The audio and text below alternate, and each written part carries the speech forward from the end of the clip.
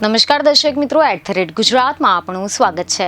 લોકસભા અને વિધાનસભાની ચૂંટણીને ટક્કર મારે તેવી ગોંડલ નાગરિક સહકારી બેંકની ચૂંટણીમાં હાઈ વોલ્ટેજ ડ્રામા સર્જાયો હતો, જેના પગલે રાજકીય વિશ્લેષકોની આ ચૂંટણી પર મીટ મંડાઈ હતી અને આ ચૂંટણીના પરિણામો બાદ ફરી એકવાર જયરાજસિંહ જાડેજાનું રાજકીય વર્ચસ્વ બરકરાર જોવા મળી રહ્યું છે, કારણ કે ભાજપ પ્રેરિત પેનલના તમામ 11 ઉમેદવારોનો જ્વલંત વિજય થયો છે, જેમાં પણ ખાસ કરીને ગણેશ ગોંડલે જેલમાંથી ચૂંટણી લડી અને જીત મેળવતા ઇતિહાસ રચ્યો છે।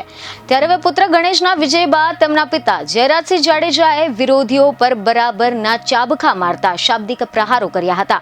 રિપોર્ટ એવા મળી રહ્યા છે કે ગોંડલમાં સહકારી બેંકના ડિરેક્ટર પદોની ચૂંટણીમાં ભાજપ પેનલનો વિજય થતા ગોંડલના અયોધ્યા ચોક ખાતે વિજય સભાનું આયોજન કરવામાં આવ્યું હતું, જેમાં જયરાજસિંહ જાડેજાએ પોતાના સંબોધનમાં કહ્યું કે આગેવાનોએ કહ્યું કે આ ચૂંટણીમાં ગણેશને લડાવવાનો છે, જ્યારે યતીશને કોણ જાણે ગણેશનું નામ આવવાથી પેટમાં દુખાવો પડ્યો હતો। ગણેશને લડાવવાનું કામ મારું ન હતું, ગણેશને લડાવવાનું કામ અહીંયાની પ્રજાએ નક્કી કર્યું હતું।